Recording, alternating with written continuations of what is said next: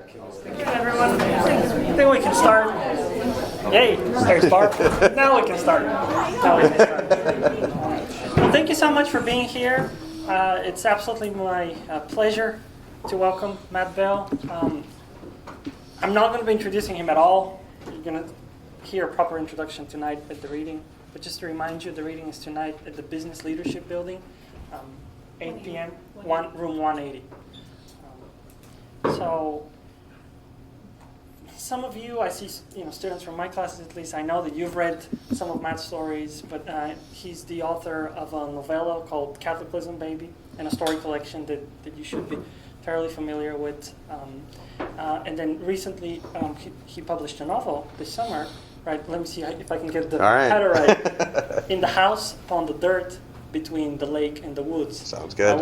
Is it right? Yeah. I love the title. Because I don't carry it. I don't try to memorize the title. I just carry the image of the place. It's like that Hemingway story, Hills Like White Elephants. It's like, okay, there's a train station. And on one side is the Bears Field, and on the other side.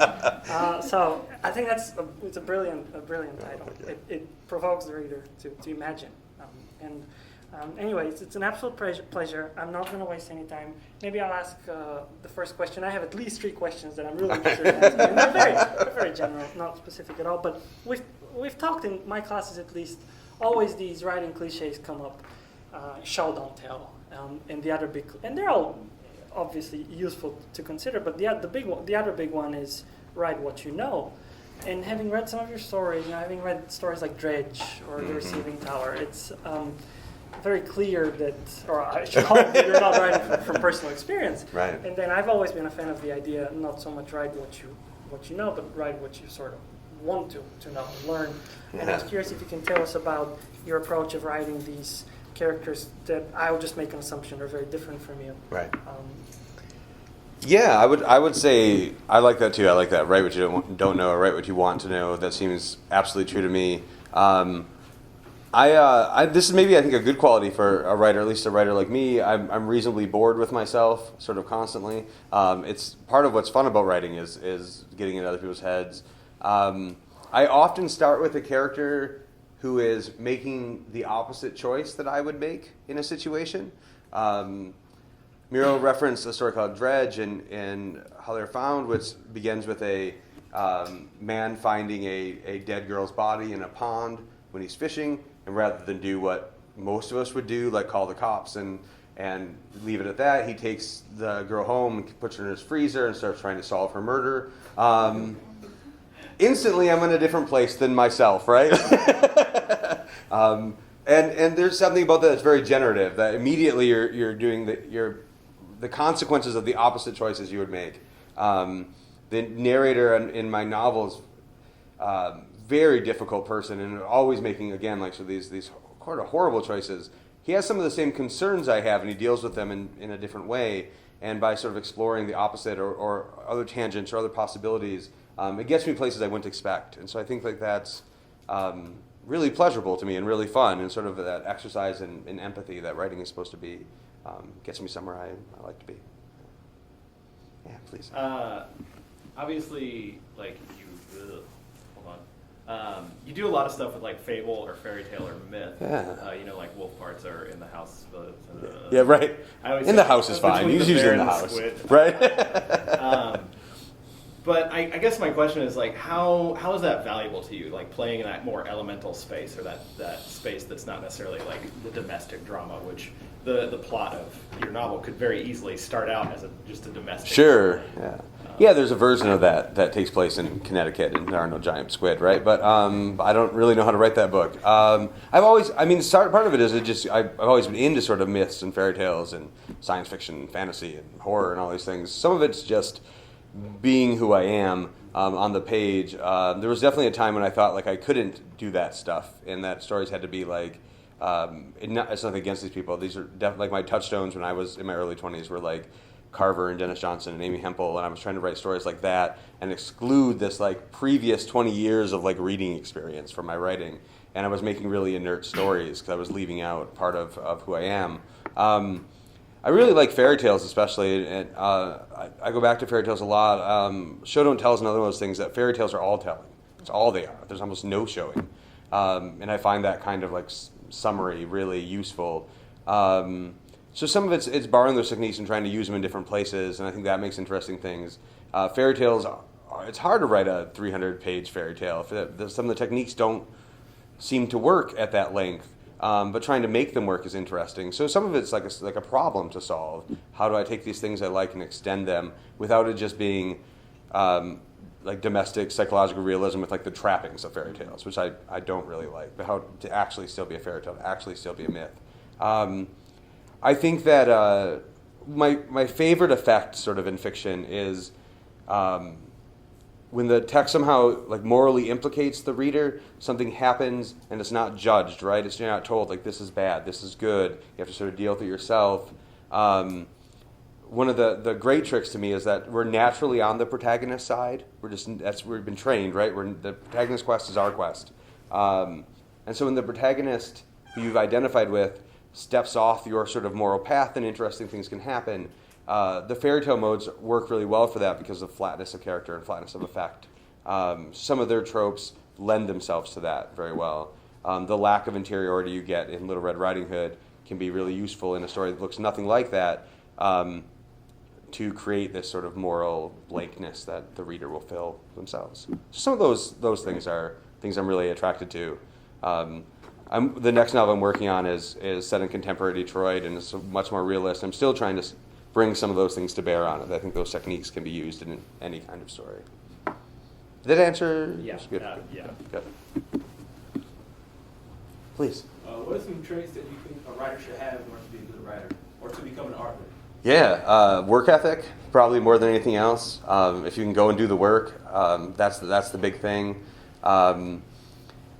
It's really, I mean, it's so simple in some ways that it's frustrating, right? Like all you really have to do is like write all the time and read all the time, and then like and then engage in your literary community, whatever that means to you, whether that means your town or your state or your country, or find some way to be more interested in other people than you are in yourself.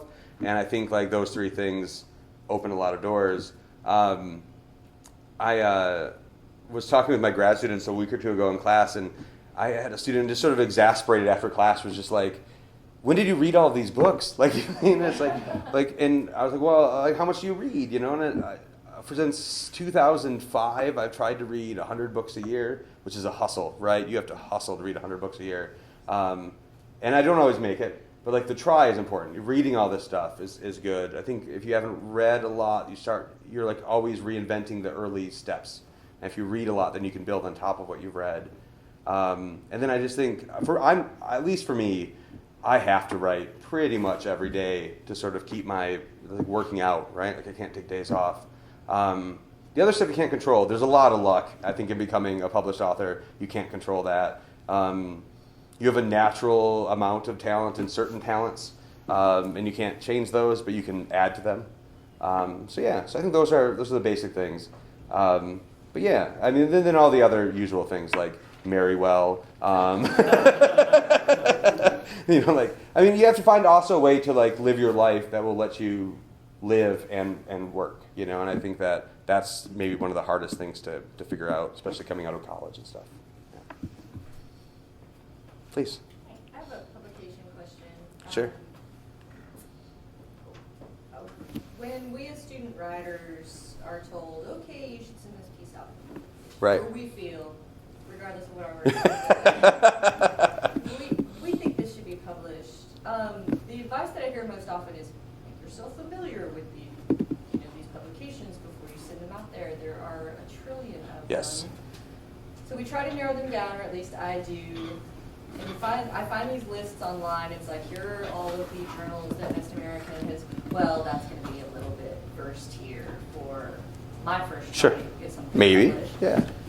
And I try to be realistic. The second list that I find is the push cards. Right. Here are the journals. When you first began, way long time ago, Yeah. when you first began to send things out, what was your process in terms of, did you immediately shoot for the New Yorker, or did you say, I'm going to try, X and X first? So the first time I ever sent stuff out, which almost doesn't count because it's too early, is when I was like 21. I sent out not because 21 is too early, but because it was too early for me. I sent out like I had like 10 stories I thought were, or 5 stories I thought were good. So I put like 10 copies of each in envelopes. So you had to use mail then. You know, it wasn't like that long ago. It was the end of the mail era maybe. And I had to, and I mailed them out to like 50 things I got out of the writer's market. I picked these magazines out, and I got, it was the first day of summer. First day of summer I did this. So I got a rejection like every day the second half of the summer, which was reasonably crushing. And I got like one personal rejection. Everything else was just forums, you know, and the personal rejection might have just been someone dropped their pen on the thing. It was just, you know, like a scrawl, and I was like, I'll take it.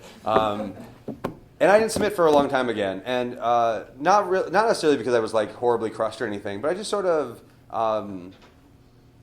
realized maybe I still had some time to go. And actually, my first stories got published maybe 3 or 4 years later when I was 24 or so. Some of those were those same stories, and as I continued to learn more, I sort of figured them out. Anyway, that's not what you asked. How to figure out where to send stuff. My favorite trick was to take short story collections by writers I loved and mine the acknowledgments and then buy those journals. Because the people who I loved the most were publishing journals. Presumably you love people who are like you or that you want to be like. And so then I would go and read the journals they were publishing in, which would lead me to other people, and I'd read their books and they would lead me to other journals. And then I found like my district of the lit mag world, right? Like this is where I went. And I started submitting to those magazines. I started getting in them. And I started getting in them with the same people. I started seeing the same other young writers in there, and we started corresponding. And it was like, I mean, it created like these literary friends who were, and it turned out they were reading all the same people, right? And you sort of find your place. So the process of getting published, even beyond the getting published, was wildly helpful to me as a writer and a reader. I think that's maybe the best way to sort of figure out where you fit. But yeah, I think there's lots of magazines I will never be in, no matter how good I get, because they're just not, they don't publish the kind of stories I write, you know? I don't know. So that's one way. You're already doing that though, because you're smiling. I was looking at the front of your book this morning. You bit of a kiss ass, and I was like, these are not journals that I see referenced as often as I have in these other lists, but these are fucking good stories. So this is someplace I can start. So Yeah, that was a perfect right. answer. Thank you so much. Thank you. Great. Yes, please. I'm pretty much interested in the editing side of things. Sure. And I'm curious about when you go from finished draft that you think is ready almost to be submitted to when you actually submit it. Are there different people you bring in to read your stuff first? Or do you jump right to a professional editor? Or what kind of process do you go through? It's been different for different things. I was talking about meeting some people through magazines. 2 other writers, Blake Butler and Ryan Call, and I were publishing a lot of same magazines. We struck up our friendship. They were a writing group for me for a long time, where almost nothing I wrote didn't go through those guys. When I was in grad school, I had them. I had an in-person group outside of the university, and then I had my university workshop, and I had a lot of people looking at work. So at least that would happen maybe before I sent a story out. Now working longer things, I really try to wait as long as possible to show anything to people. I think, especially with book length stuff, your friends are only going to read your novel so many times, like once maybe, right? So like you can't give them like a bad draft of your book. You have to like. So I think in the house I worked on for about 2 years, where I showed anybody any of it, and I had 3 or 4 people read it and gave me some notes, and I revised it. And then the next person I talked to about it was my agent, and then went through the editing process at the press and stuff. The new book I'm writing, again about 18 months in, and no one's seen any of it. And when I get, it's already been sold, so it feels different. The same press is doing that book as well. But I've still probably, before I show it to my editor, will try to get those same 3 or 4 people to give me a look first if I can. Mostly just not to freak out my editor. They bought this book that's going to come in rough shape, but you know, but always the best I can. But yeah, a couple people. I feel like I used to really waste the round of submissions that goes to that ambitious tier you're sending to on not done versions of my story, right? I would send it out. I would wait 4 months. I would get it back. I'd be like, I really should have pushed this another stage, and now I've like burned this shot at those magazines with the story, right? Right. So yeah, I think that works for me. Some combination of people that you trust a lot, and that would be really hard on you. I would say I always wait until I'm another story or 2 down the road before I send out a story too. there's only two ways of getting distance for me from a story, and that one is like time, put it in the drawer for a month. The other is to get like an art distance to make something else, and then I come back, and then you're all invested in the new thing, and the new thing is the best thing you ever wrote, and the last thing is like kind of crappy, and then you can be mean on it again. But when it's the new thing, it's hard. So that works for me. That's the way of being tough on myself, I guess. But yeah, if you can slow down that process, I think it's always good. And just giving it to other people slows it down, you know. Because I heard you earlier before we started, you were talking about doing the critiquing group. Or Oh, yeah, workshop, yeah. workshop. And that's kind of a lot of steps I think people miss. Right. That you only have like in college. You don't really do that once you leave the college. You have to world. find a way to somehow, right? Yeah. I know a lot of people who have novel, like, writing partners where they're like, they're both writing novels and they're like, just to keep each other accountable or like sending work to each other, like they owe each other like 20 pages a week or something, right? Or a month or whatever it is. And that's just a way of like keeping that in the voice. Yeah, or keeping the process. Yeah. I'm so sorry. Can I jump in here? Yeah. With one of the three questions that I really want. Yeah, please, let's do it. Very related. I don't want you not to get your questions in here. I encourage you guys to go and just Google Matt Bell interview. You're going to find some awesome interviews out there in all sorts of publications. But I was very interested when you were talking, I forget for which publication, about how In the House came about from an early draft to, or on a concept, an early draft Yeah. to word. And can you just sort of say that again? Because I feel it's encouraging to hear how published writers had to suffer. Oh, no. Yeah. Suffering is important. You have to suffer too, no. I'm not really an idea person. I can't make outlines beforehand. I just write really like sort of frigid, stale prose. I would try to do that.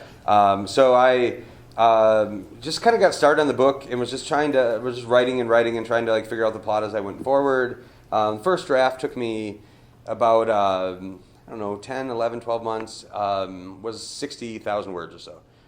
Pretty rough. I was backing up and revising as I went, but it clearly didn't kind of hang together as a whole. So put it away for a month, still didn't show it to anybody, came back to it, read it again, and then I did my planning, right? I outlined that draft. I made an outline of it, sort of in the voice of the book, like a narrative paragraph outline.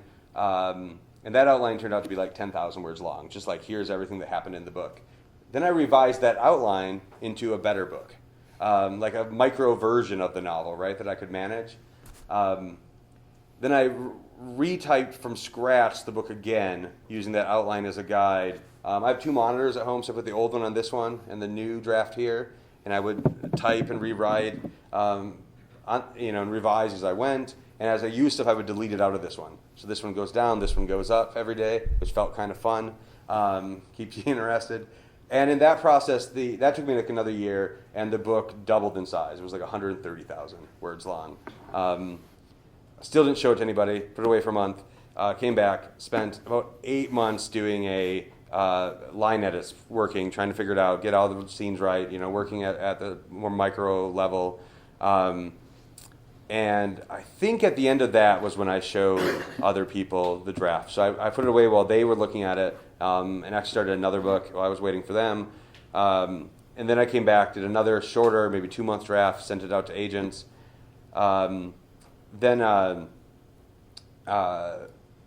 was sending out to agents, trying to get an agent for my first 2 books, and I was working with the feedback I got from other people, and sort of had decided that the book was too long, right? Like it needed to be cut down.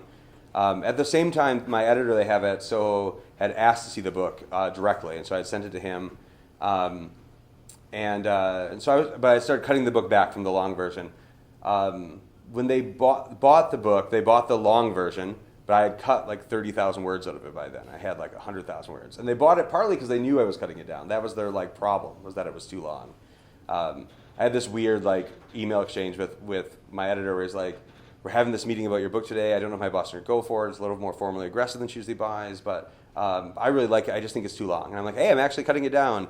He walks into a meeting, his boss looks in, "I love this Matt Bell book. It's way too long." Actually. So just like, that's the luck part, right? I can't control that, but it was good. So they buy the book knowing I'm cutting it down. I turn in an 85,000 word draft. Me and Mark do 6 months around to edits. The final book is 67,000 words. It's almost down to where it was 2 years earlier. It's kind of an exhaustive process. The new novel I'm working on right now is 115,000 words after 18 months, and I've got a scrap file of all the things I've cut out, and that's another 90,000 words. I mean, for me, this tends to be the process. I write a lot, and then I cut back to the good stuff. I maybe take that too literally as a process. When I was younger, I remember reading an interview with George Saunders where he was talking about Sea Oak. Do you guys know the story Sea Oak? Which is one of my favorite short stories. It's about 20 pages long. At one point, Saunders' draft of that was 140 pages. And he said he just cut out the bad stuff. Done. Which is why he writes a story a year, and why he's never written a novel, because because everyone writes 100 pages, he cuts 80 of them, But yeah, so the process can be, I don't know, the second one's sort of going through a similar process, and it feels like just the way I work, and it's partly related to not being a planner out front, and sort of going through it that way. But if I plan, it's very inert, and I have trouble. I feels very stolen or borrowed. Where I think working sort of organically this way, even though it's exhausting, it sort of gets me new places, at least for me. Yeah. Please. Outside of the university setting when you were a student participating in workshops, have you found that your professional experience with editing or evaluating other people's writing has affected the way you draft or revise your own work? I don't know if it's affected my drafting or revising. It has affected how I write, other things about writing. I'll say the thing that's made me focus on about drafting is just going farther before I send out. Because you see so many stories that are like 90%, And I think you get where you can tell, like, this is going to be a great story. This person just has to, like, push it through another round or two. I think one of the things it really did for me is, I can't tell you how many thousands of submissions I've read in the last 5 years, and I think that really helped me see not just the things people do badly, which is easy and sort of obvious, but the things that lots of people do well, right? Like there's certain kinds of openings that are really, they work, they're really successful, but they're very common, right? And so some of what I was doing was like just not wanting to be common, right? Like I will give up this thing that works because everybody has that tool. I'll play my instrument differently. And so editing was really good for that. Things I don't know if I could have caught fast enough without seeing those kind of, like an example would be, there's a lot of really like high concept first lines where like the whole plot is in the first line. It like sort of announces itself as this big hook. It's like, and that was the day he came home and found the seal in his bathtub and his whole life changed, right? And that's not a good example, but like this kind of big, and the whole story is in that sentence, right? And it never gets better than like, is this a clever idea or not? It sort of just unpacks that idea. I got really suspicious of that kind of opening, and I see it all the time. I can't tell you how many really, really good short stories I've read in the last 5 years in submission piles that are all set in Prague. Because people go to Prague for these literary seminars and stuff, and it's a really interesting city, and they write stories about Prague. There's tons of them. It's really weird. I don't know why everybody's writing, When I started the collage, I saw the first 100 submissions, 11 of them were set in Prague. I'll never forget that. One day I'm going to write my Prague story too, but, people end stories with people looking off into the distance, feeling a feeling. And often it's really lovely. It's really wonderful. They're feeling a nice feeling, looking at a beautiful thing. Sometimes they're discouraged, sometimes they're happy, and sometimes they just decided they do want to be a dad or whatever. But just this move over and over and over again. There's something in us that wants to make that move, and so it should be resisted and should to go somewhere else, right? So that's kind of what editing helped with a lot. It certainly helped also with the professionalism, right? Knowing how to write a good cover letter, knowing how to interact with editors. When I interact with editors, I try to be the person I wanted other writers to be. I ran a fairly experimental literary magazine, and some people are experimental because they're doing it in an arts way, and some people are experimental because they're crazy, and I dealt with a lot of crazy writers. And I try not to be crazy, but I'm on the other side, So I think it's certainly helpful. I think if you can, at any point in your career, get access to a big pile of submissions, it's probably like one of the most educational things you can do. Please. A couple of these stories, and then also in the novel, it's either something that's kind of bubbling underneath the surface, or sometimes it rises to the top. The idea of the responsibility and power of language and how that kind of informs some of the things you're trying to do. I'm thinking of the cartographer and also the index, and then some stuff that goes on in the novel. What do you think about that? What do you think about your responsibility with language, or the power that you have with language in regards to how you write or how you deal with your readers? There's maybe two things. I think that a lot of that responsibility and the way that works in the stories, I'm really interested in people who make like structures or systems to deal with emotion. Like the index story there is like clearly a person who's literally making a system to control grief or fear, right? So that's one part of I think why that comes up.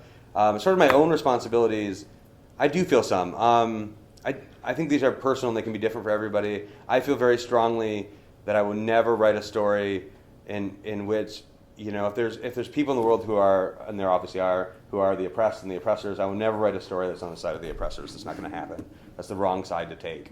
I think that I write a lot about violence. I'm really sensitive to how it's used and how I use it and how it's rendered, and want very much not to glamorize violence ever in the prose, if possible. That if violence has to happen, it should somehow be made almost unenjoyable, right? Like the violence should not be able to be enjoyed in the way that it is in like an action movie or something, where you go see like the Expendables and 1,000 people are killed, and it's like woo. I don't want to make that. I feel really strongly about that. So not to use language maybe to go some of those places. But those are obviously going to be different concerns for everybody. But I think that those two things I think about a lot in the work, that whose side is the worldview of this on, and what is the worldview that's presented, and again, some of this is about giving things up, right? Like you can certainly make a great career in fiction writing books that use glamorized violence in a certain way, where murder and rape are plot points instead of horrible things that happen to us. And I would like not to, even if I'm going to write about things. Those are obsessions that they should be approached in a certain way, for me. Yeah. Please. How did you find out your genre of writing? Like, did you write stories that you liked about, or did you just kind of do what you felt comfortable with? Yeah. Well, maybe two things. So first, I'll say that I feel like discomfort is really important in writing, and purposely doing things that make me uncomfortable is good. But I also think that certainly my first impulses as a writer were to make more of the stories I already liked, right? Like the way that maybe you like cover songs before you write your own songs. All of my early stories were because there was a writer who was like blowing me away, and I didn't know how to get more of this kind of thing, so I would just like make more of them. Not necessarily well, or but I would, I remember reading, Dennis Johnson's Jesus Son for the first time, and just having no idea even where to go get anything else like it. Partly because there isn't, but I just kept trying to make my own, and of course, like they weren't very good because I don't have either his life experiences or his ability. But I tried. I tried to make my own. I think certainly that impulse feels really strong to me. I think somewhere I figured out where I fit in the broader world is really just through reading, and some of this stuff about like taking apart where were the people whose books you love published initially and that kind of thing. Indie presses that were publishing an author I really liked, I would go read other books by that same author other places. Brian Evanson is a big influence of mine, and so I started reading a lot of like Caulfield's books, which led me to like Laird Hunt, who I really love, and so sometimes it's just about like taking the person, you find all these people you love, and you're like, is this where I fit? This is the universe you're in. So that was more helpful. But I think, always you should be writing what you like. It's certainly if there's a kind of writing you like more than any other, it would be weird to make something else. I think, right? Yeah. Yeah. Good. Yeah, please. What originally got you inspired to be a writer? Probably the same instinct. I think that I never felt I'm going to be a writer now necessarily. But it was almost like a readerly instinct. Like I was enjoying a book so much, I wanted to copy it, and that first thing, I like a book so much that I'd want to make my own thing just like it. Like eating a meal in a restaurant that you really like and trying to make it at home. Something like that. And at some point that just became more serious. I think I wrote when I was younger, very young, in middle school and stuff. I wrote these horrible pastiche fantasy novels where I would just jam up all the stuff from all the fantasy novels I liked into one book. between 7th and 8th grade, I wrote a 300-page fantasy novel called Dragon Son. It's about a guy who finds out he's the son of a dragon.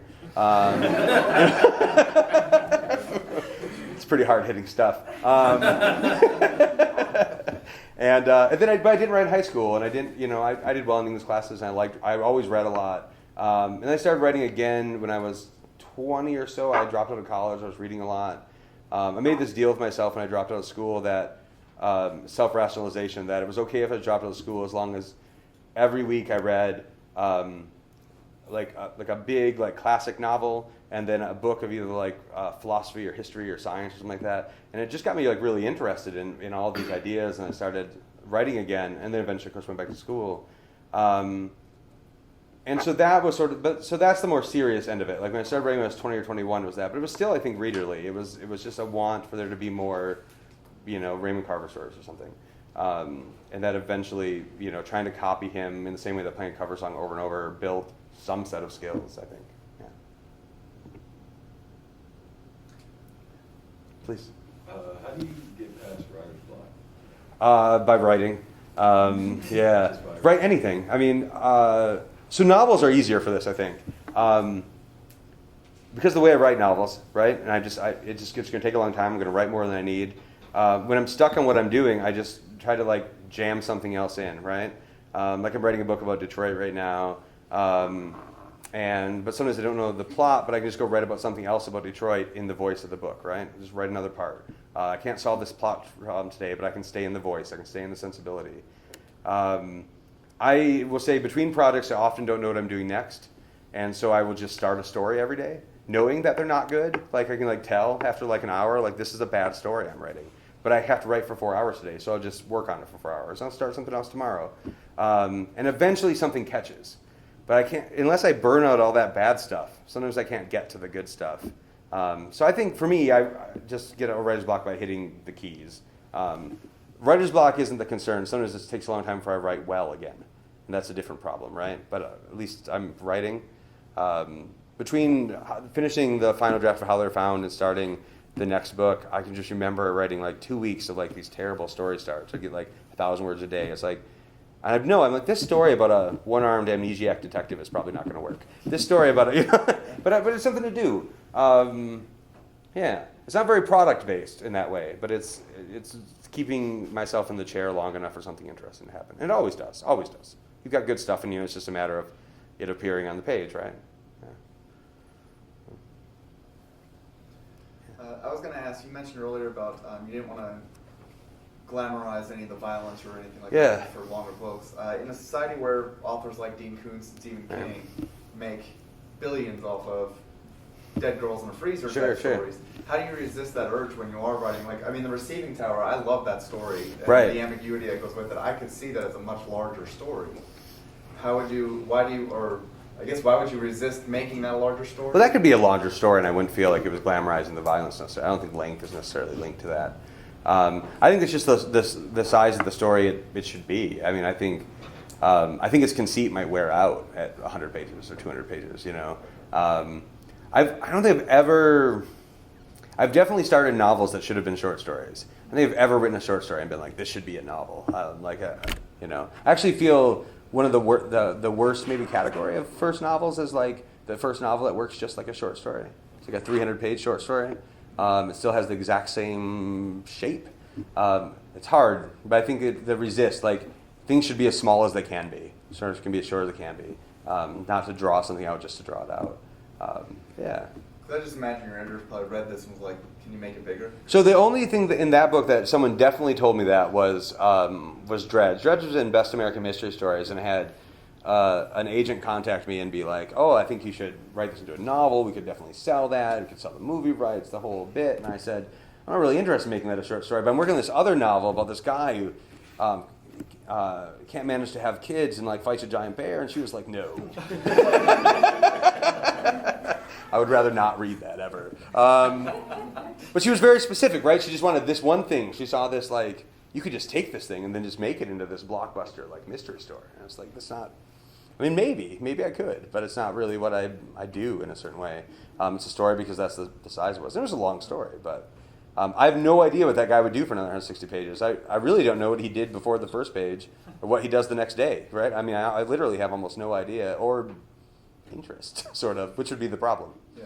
I was just thinking if that was a goal, if you were to eventually get to that point. Right. Because the Stephen King short story collections are great too. Yeah. So you can tell he kind of bounces back and forth between the two, and I wasn't sure if you ever thought of keeping the short stories because they're more fun to write and I think more enjoyable, but also branching out every now and then and doing a long.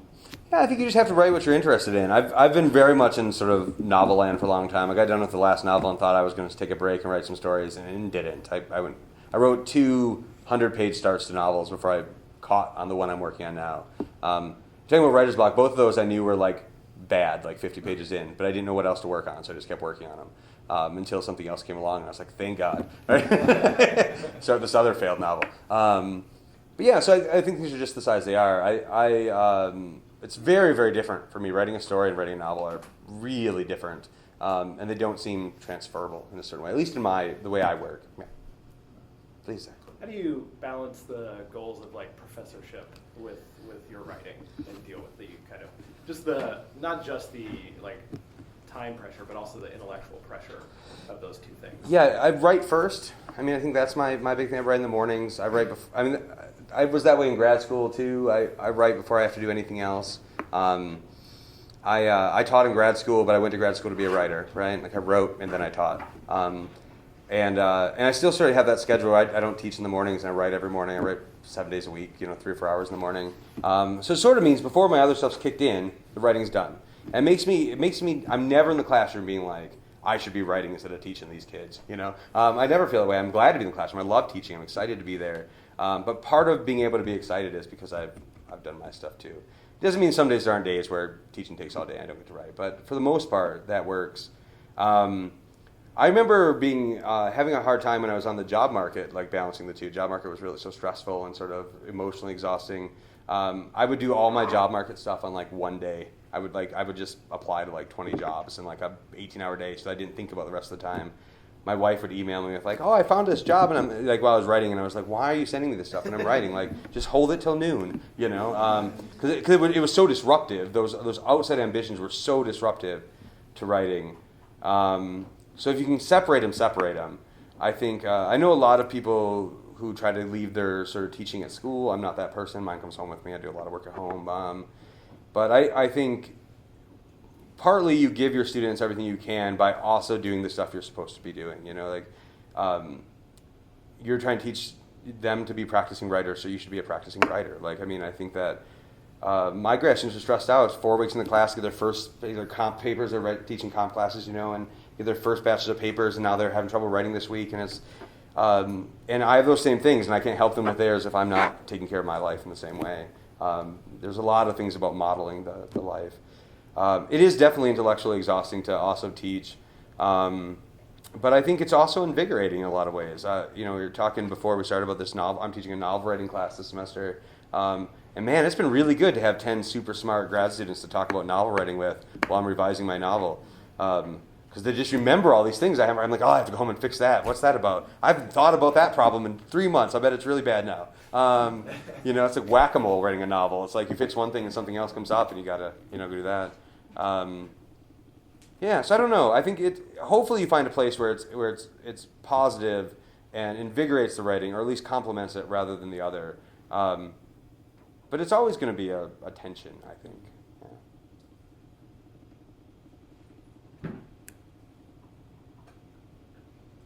Please. So, in the new novel, I'm really curious to know now that it was so big at one point. Right. Pared it down so much. I'm really interested in how small the sections are in that book, and I'm curious to know if all these things were longer, if you cut down each section, if they're originally written in section. Written, that's not a word. Right. I do some rotening, I know. Yeah. So I'm really just curious to see how something so large got so, for lack of a better word, like compact. Yeah. So one of the weird things about the cutting is I didn't cut any events. Like there's not a single event out of the story, right? Like the same major scenes are all in there. I cut a lot of interiority. I cut a lot of thinking. I think the long version was partly bloated because I was invested on some level with the idea of writing like a big, impressive sort of novel. But bulk isn't what makes novels impressive, right? So some of that just, I don't know, posture had to come out. It was always in small sections. It's written in sort of, the chapters are short, and inside the chapters are short, sort of fragmented kind of sections. So it's always written in that way, but there's just a lot less of it in some places.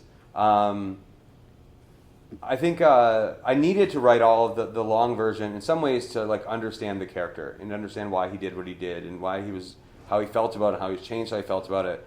I took a lot of those feelings out of the book. You want the feelings and the logic and the morality of the book to happen in the reader, right? And it was happening on the page. So my experience was there in the long one, and what I took out was my experience to make room for the reader's experience. Does that make sense?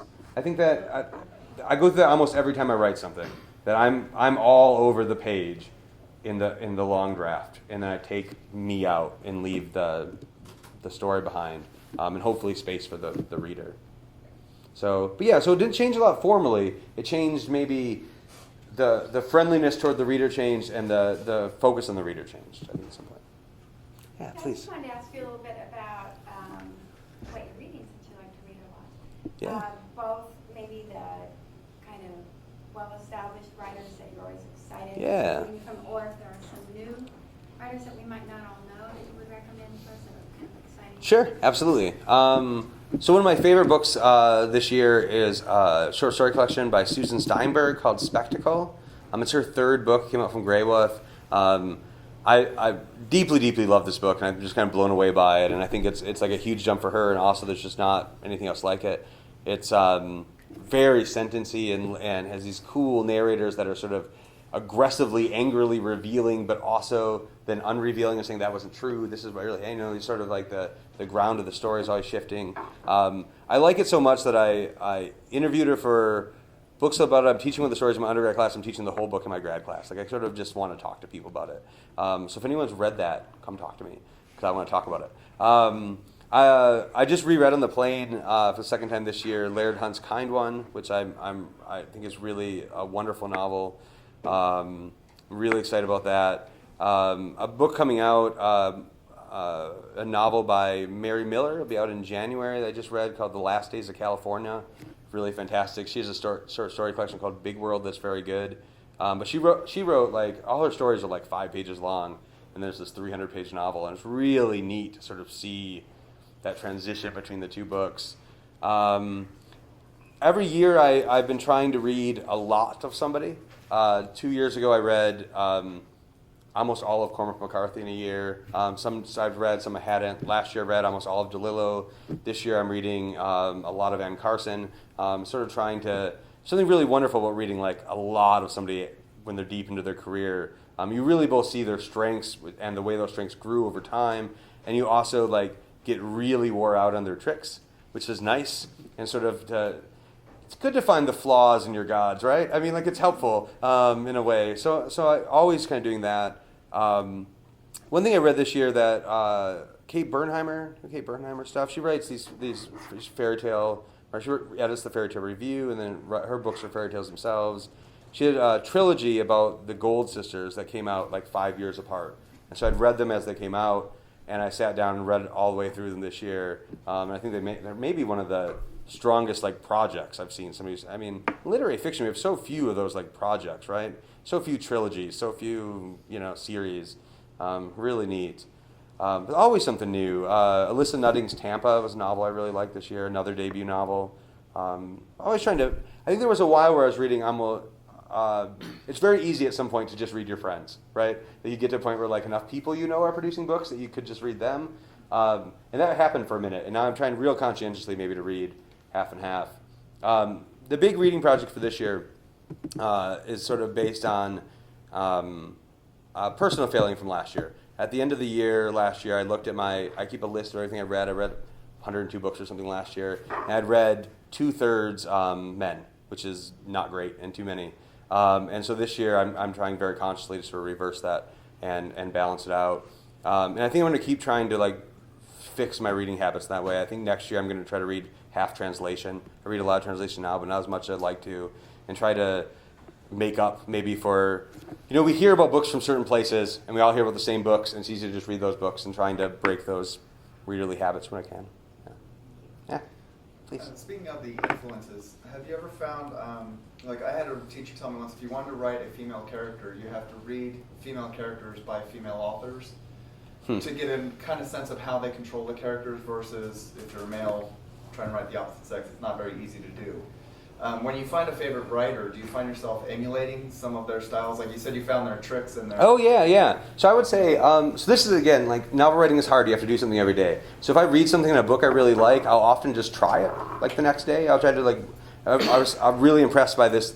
In DeLillo's The Names, there's this great fight scene where the husband and the wife are fighting, and it's almost all summary, and it's just their motions, and they're fighting, and they're moving, and it's just amazing. It's like, that's what a fight in a marriage is like. I'd never seen one so good in a novel. And I was like, I want to write that roaming kind of conversation. So I just wrote one in, using sort of the same techniques. How do I see it working?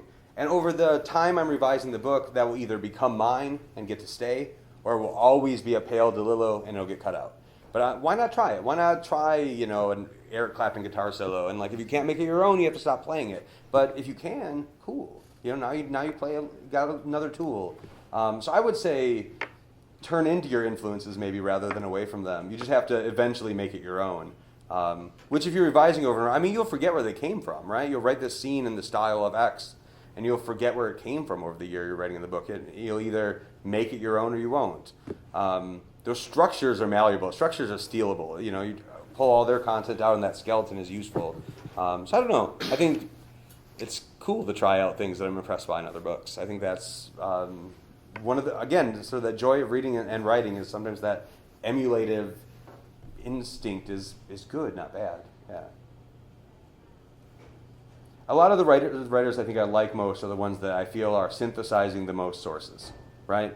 They've read really widely, and I can see all these, instead of saying this person is in a lineage of these 5 writers, they've read these 5 writers, these 5, and they've done something, and it's become their own that way.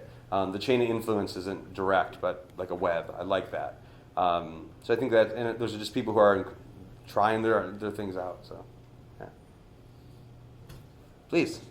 Whenever you start something new, even if you're just forcing yourself to write, where do you start from? Is it like a plot that comes to mind, a character or a narrator voice usually? It's almost always voice first. If what happens for me is I get a voice begins to speak that I'm interested in. I try to keep them speaking, right? I want them to talk more. Tell me more about that. If I can keep that voice going, there's something in the sound of it that's interesting. And keep trying to go back and pull more of that sound forward, and then plot sort of emerges from doing that for me. I will say that I don't often, the plot of my stories tends not to work at all on like a first draft, right? I'm figuring out the character, I'm figuring out the voice, and then you can fix the plot. Plots are pieces, but man, a great plot with a bad voice to me seems like, I don't know if I can fix that, I don't know if I can go that way on it. So voice first for me, almost always. That's why that sound is what I want first.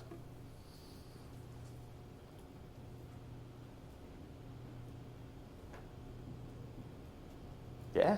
Where do you hope the novel is going? Like as a form? As a form, or as like maybe not a market, that's kind of boring, but as an idea that's kind of growing and shifting. Yeah, I don't know. What I'm really impressed by the novel, I guess, is that it can be so many different things, right? A novel can be, and really, novels are often a lot of things. There's this Jane Smiley book, 13 Ways of Looking at the Novel, which is really dense and sort of difficult, but has this part where she's talking about the circle of the novel, and she's using all these. Novel can be a history, and it can be a biography, it can be a tale, and it can be gossip, and it can be all these things. And what's neat about the novel is the way how many of these forms you can get into at once, the way you can combine them, the way you can do different things with them. Looking from like the first novels we have, which were almost like not, sort of straight nonfiction of the day, and the way that's been complicated and changed.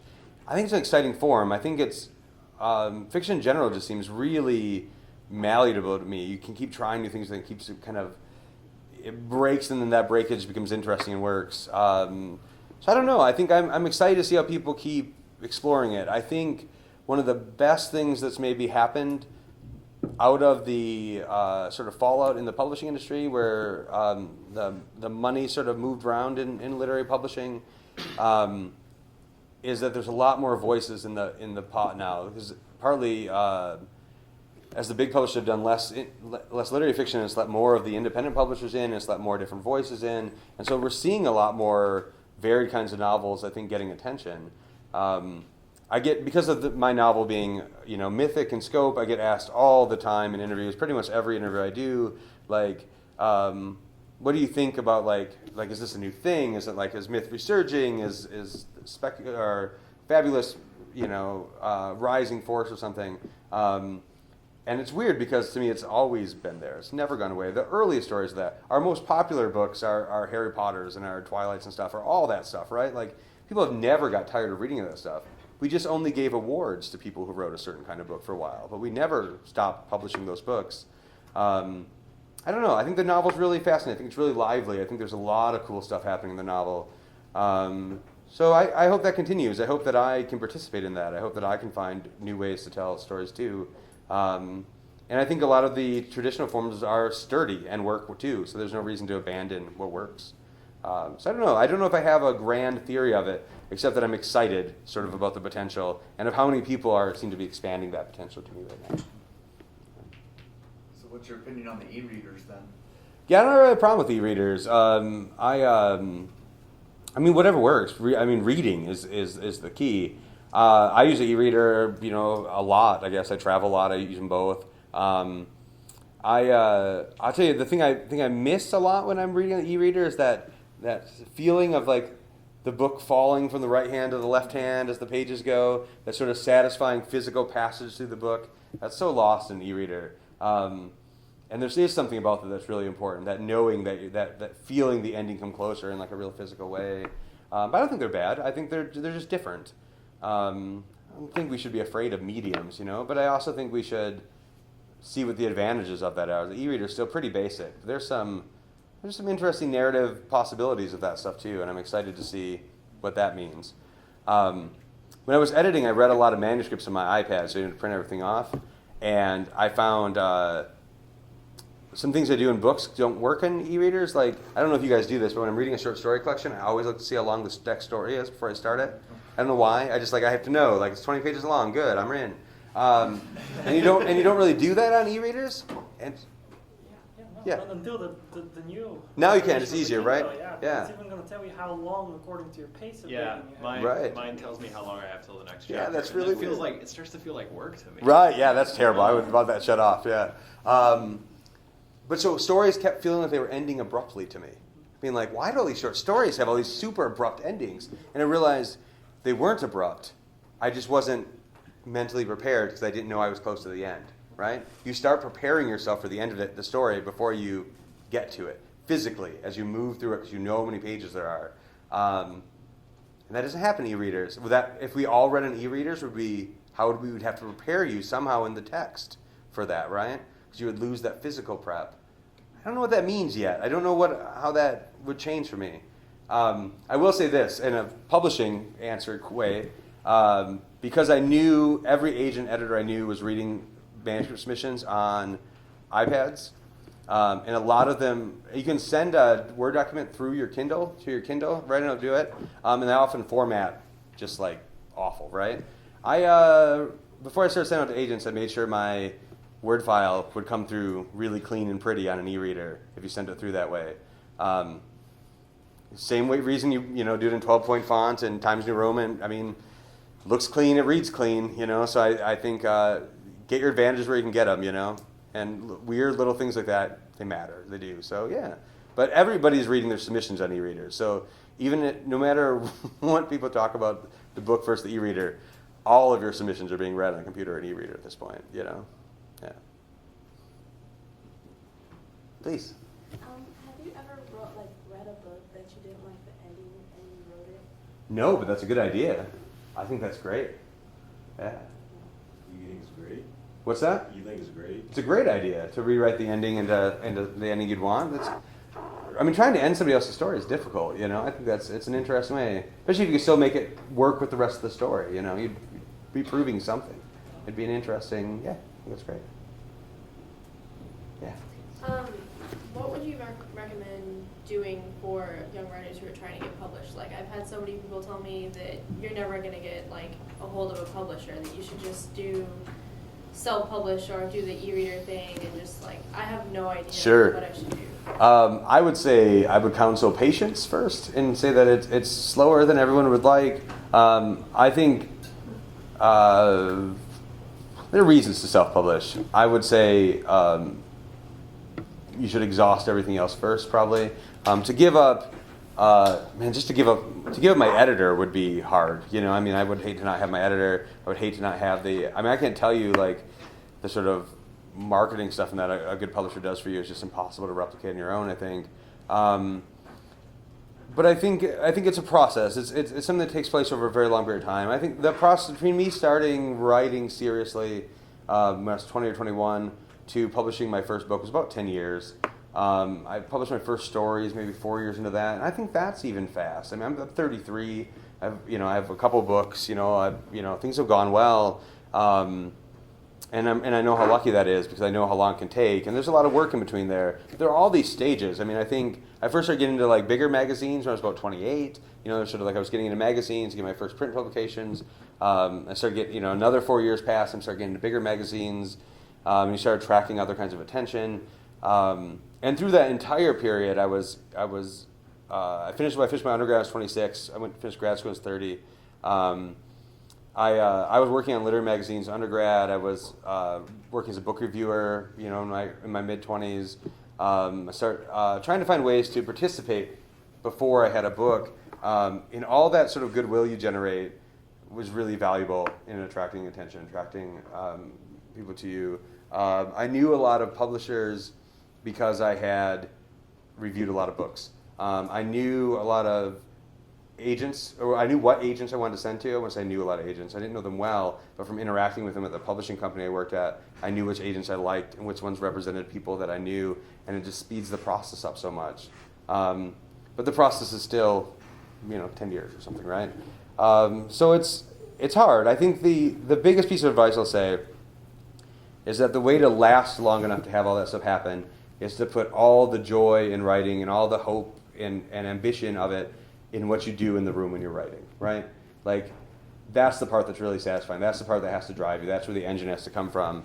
I'm sure, maybe you wouldn't agree. I think the publishing is really, having stuff published is really great. The joy and lasting effect in your life is often very short, right? Like the day my first book came out, nothing happened. Because nothing happens. No one's read it yet, right? It's not. It takes a long time for people to read your book, and it's sort of it can be anticlimactic. And because I had seen that happen to people at the publishing company, the day my book came out, I got up and I wrote like I normally do, and I went to work like I normally do, and I sort of controlled my expectations. I find increasingly as nicer things happen to me, they feel fake because they don't seem real. I got a review in the New York Times, something I thought I might never get, and it wasn't like a super positive review, and it didn't really hurt my feelings because it seemed fake. Like, it just didn't seem like something that could possibly be happening. And so all these things you've been trying to get for 10 years then don't feel real anyway. What feels real to me is being in the room, doing the writing, making something I love. And if you keep doing that, and you keep participating, you keep reaching out, the other stuff will come. You'll definitely, at the right time, find the right publisher. So, yeah. All the tricks to getting there faster are tricks, and sometimes they work, but they last like tricks. You know what I mean? I think they don't have that lasting power in your life that the work every day will. Greg, maybe one more question, and Yeah, no, sure. Or if not, then yes. All right. Okay. So let you ask your third question, Mira. It'll be okay. Actually, it was already asked. Okay. Published now. We all, I think, have in our minds an imaginative of what's going to happen when we become published writers. Yeah. And it's usually not the same as what we imagine it. Right. What is something that came through that is the way you kind of imagined it being? Oh, that's a really nice question. Champagne, limo. It has. I mean, that part's always really great. What has been a thing that has? I will say this. I think I had a really wonderful experience with the publisher for In the House. My editor Soho and the rest of the people there have been everything I could possibly ask for. They put an incredible amount of time into pushing the book. They're great for it editorially. It would not be the book it is without them. And they've really made me feel like we're doing something together. Like it's been this really positive experience. It has not felt. I mean, it's occasionally business-y, but it has very rarely felt like that. And this is my third book. I also wrote another book under a pen name. It's really my fourth publisher, and it was the experience that I'd hoped to have every time and hadn't, and had maybe thought like it just wasn't going to be that way. So it was really wonderful to finally have what I wanted and what I had wanted to give people when I was an editor, and didn't always feel that I was always successful at either. That's been really phenomenal. That relationship is going to last. I mean, I'm doing at least 2 more books with them, and I'm so excited to have that in my life because I didn't for a long time. To have that sort of a home that both means the books will be published, but also means the books will be better. The books will be cared for. The books will be loved by the people who are putting them together. Wonderful. And I didn't know really that maybe it could be that way. Because it's easy to be cynical about publishing, easy to be cynical about a lot of things about writing, and I really try not to be. I'm very enthusiastic about the work. I'm enthusiastic about other people's work, and it was great to finally have that again in publishing. So maybe that would be the biggest thing. Yeah.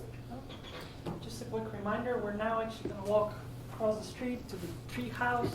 Are you familiar with that place? And we're going to have dinner there. You're all welcome to join us.